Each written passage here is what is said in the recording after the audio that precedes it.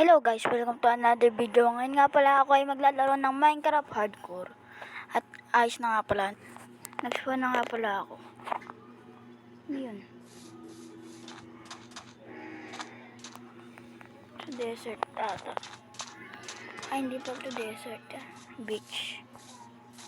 Beach. Hindi yung masamang beach na spell lang.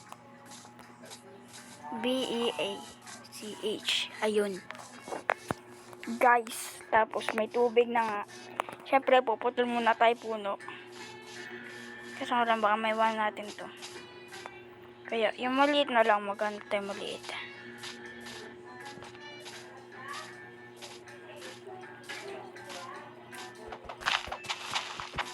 Mamuhay tayo dito guys ng mapayapa.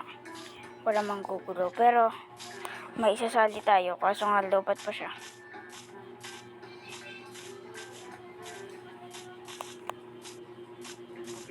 Ito magandang bahay.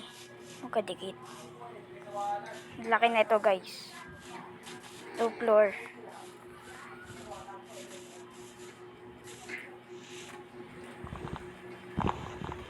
Hotel muna na puno. Nga pala guys. Sa lahat ng hardcore na nilalaro ko lagi kami namamatay. Kaya siguro naman ay makatagal na tayo dito. Gagawa tayo ng farm, magmimina, gagawa ng palera. Ganyan lang mga gagawin natin. Ikaw nga pala tayo something.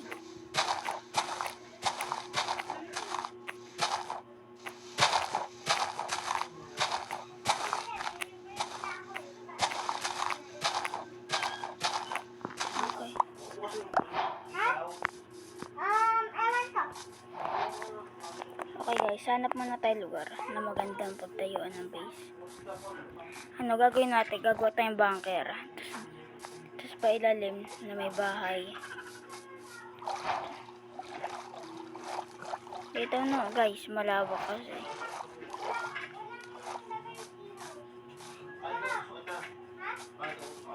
Dito malawak. Ito. Yung barya mo muna. Grabe. Pabaya ko na lang. Patag na patag lugi. Ano bibili mo? Siyempre, di tayo sa may tubig. Set my place. Dito tayo. Tapos gagawa tayo ng Sabi ko nilo ha. shovel at pickaxe. Wala kayo. Yung panito. Pinatay ko to. Okay lang. Ha? Okay lang. Ito repair ko.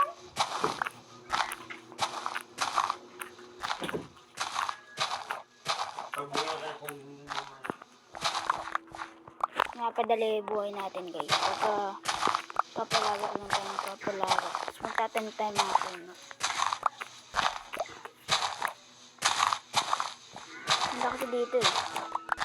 Patag yung lugar. Nag-go ang bahay. Laki. Oh, Kagabi. gano'n kalaki. May mga marunong akong gawin mabong. Naturuan kita nun eh. Diba? Yung madirong gawin mukha. Ay, ano lang.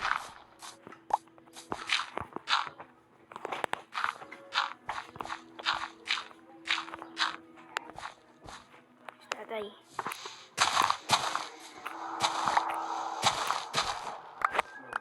Rinig nyo guys, may parang tunog. Tunog sa Minecraft.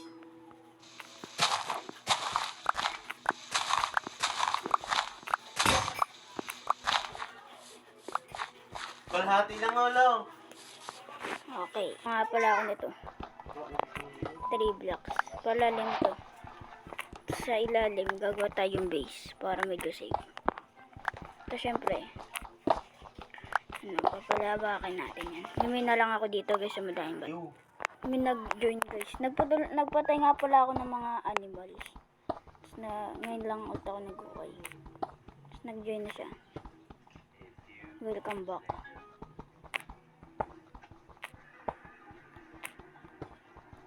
Hanapin mo ako dyan sa isla pag nakita mo. Portal to Kagran. Okay, magagawa na nga. Nagawa nga pala ako leather armor ko. Tapos yung lumabas kulay puti. Kasi nga naman mapangit. Nasaan na siya? Ay, dito ako.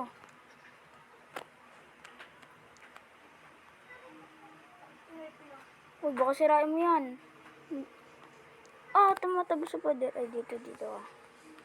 Yan, dyan yung bed mo. At lang, lag. Tulog na. Gabi na talaga. Oh, nagumaga ulit. Sirain ko to tapos makakuha akong cool ng dalawa. Tapos makakagawa ulit ako. Ayaw, oh.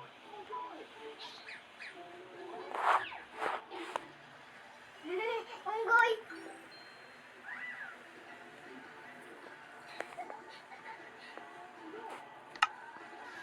Hindi mo nalayo. Hindi na ako sa... Uy, gabi na nga. Tulog na.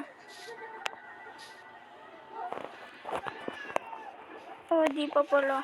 Nangyay ako kinanapin. Oh, Nag-uumaga.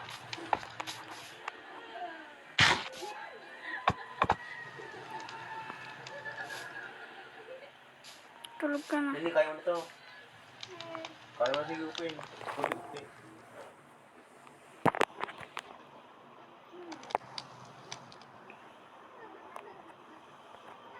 Nanaginip na ako ano-ano. Di pa rin ako nagigising. Lugi na yan.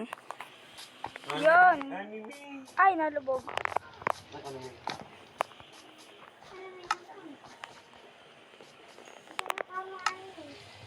Tandaan pa ni Darlene eh.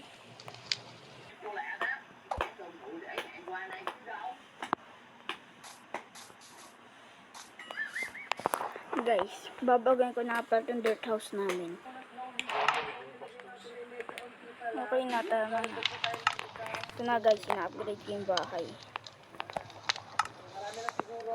Maliit lang naman ito maging nature ng bahay guys. Maliit lang, simple. Ay, nag-automatic na. Naglagay ako dito na mode na automatic. Yan, copper door. Hindi pa yung pangit kasi umpisa pa lang. Kailangan pa lang gamitan ng remote para umaga. Galing o. Wow, Kaya ito ang gagawin na natin para kunyari talaga na may nasuno bumabagsak sa langit. Magmimina nga lang ako guys. Guys, nagtanim na nga pala ako. Ang ingay mo. Gawa tayong padera. Papadalhin pa natin. Oh my. Ang dami kong kailangan gawin. Kaso nga, diluto lahat. Wong kongi. Huwag sa wakin mo. Ah. Patayin.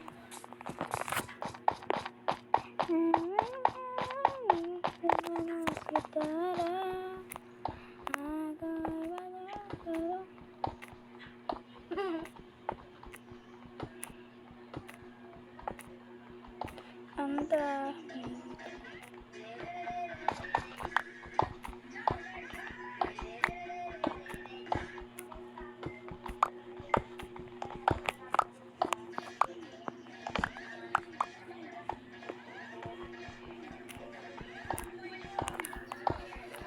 Mimina lang ako dito guys. Masyado mabi na kami guys. Yan. Nagbagilaw. Tulog na ako. Tulog na tayo.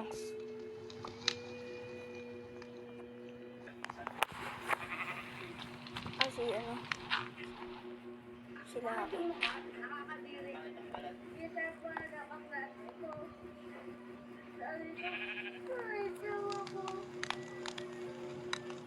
Ako hindi na.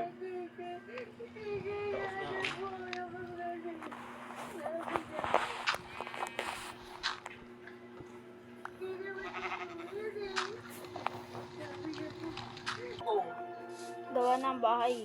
Lugi. Di pa tapos. Tapos na guys ang bahay. Pangit. Ang pangit nga eh.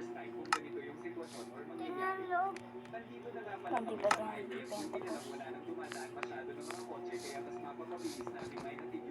tapos. Pero kahit na kung gano'n ay napapaisip ako na kasalanan ko lahat ng ito nangyayari at kung nakinig sana ako sa sinabi ng matanda sa akin. Sana na lang talaga hindi kami doon dumaan kung alam ko lang yung mangyayari sa kaibigan ko. Kaya nag-focus na lang muna ako sa pagmamaniho at sinasabayan ko. Maniho. Ma, mani. Ang ganda ng bahay natin, Lugi. Maya-maya lang ay dumating Pangit. ako sa hospital at ang pangalan nga pala sa hospital na ito ay Surat District Hospital. Kaya isinugod na yung kaibigan ko sa loob at tinawag ako ng doktor at sumunod naman ako sa kanya at may pinirmahan muna siya dito sa may lamesa. Kaya naghihintay lang muna ako. Sunod naman ay pumunta siya dito at sumunod pa rin ako at meron lang kinuha na papel at ballpen. Kaya tinatanong niya ako kung ilang taon na yung kaibigan ko or may pamilya ba siya at sinagot ko naman ang tama yung mga tinanong niya. Diyan, katabi ko lang nga. Hindi po nga eh. Kamusta yung kalagayan ng kaibigan ko? At ang sagot niya ay matindi yung kalagayan niya at tubuan daw yung ulo niya at kailangan operahan agad-agad. Kaya may sinulat siya sa papel at sabi niya nare-resitahan niya daw ako ng gamot para sa kaibigan ko at bumili daw ako sa pinakamalapit dito na pharmacy kasi kinakailangan na daw nila. At ang pinakalas niya na sinabi sa akin ay huwag ko daw basta-basta ibigay yung gamot na ipinabibili niya sa akin kung hindi ko pa siya nakita. Kaya naman agad-agad na akong tumakbo palis dito sakay sa kotse ko para maghanap ng malapit na pharmacy. Nagmamadali na ako dito palabas para makahanap tayo agad at para na din sa kaibigan ko. Maya-maya lang buti na may nakita ako dito at pumasok na agad ako para bilhin yung pinapabili na gamot. Kaya ayun nabili ko na at babalik na ako doon sa hospital.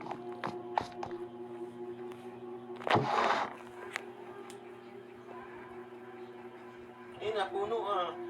Matiyan mo tayo. Nagkakita ako dito, pabalik sa hospital at binilisan ko na yung pagpapatakbo ko dito. Time check 11:25 PM na nga pala.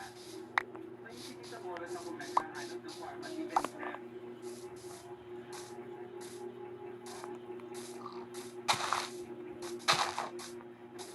Roblox.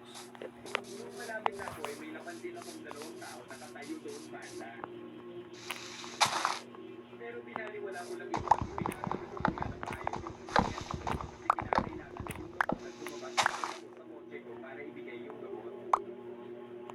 At maya-maya lang ay may nakita akong dalawang doktor na lumapit sa dalawang taong nakatayo malapit sa may sasakyan. Kaya umatras muna ako dito para makapag-observa ako pero kahit nasa malayo ako ay nakilala ko yung isang doktor kundi yung nagdala sa kaibigan ko at nakilala ko sa agad dahil sa suot niya. At isa naman ay hindi ko kilala at kasama nila na nasa pag-opera. Sa tingin ko may pinag-uusapan ng silang apat at yung dalawang lalaki naman ay nakamask at ang weird. Maya-maya lang pumasok na yung dalawang lalaki at pati na din yung dalawang doktor ay pinakalan at sabay palit na sila agad. Guys, tapos na bahay ko namin. So, naroon na nga pala ako dito sa Sugar King Farm. Doon natin. Di ba natubo pati? Oh my God. Lugi na yan. Sa syudad ay bumaba na rin ako kaagad May para cave. makausap kung bakit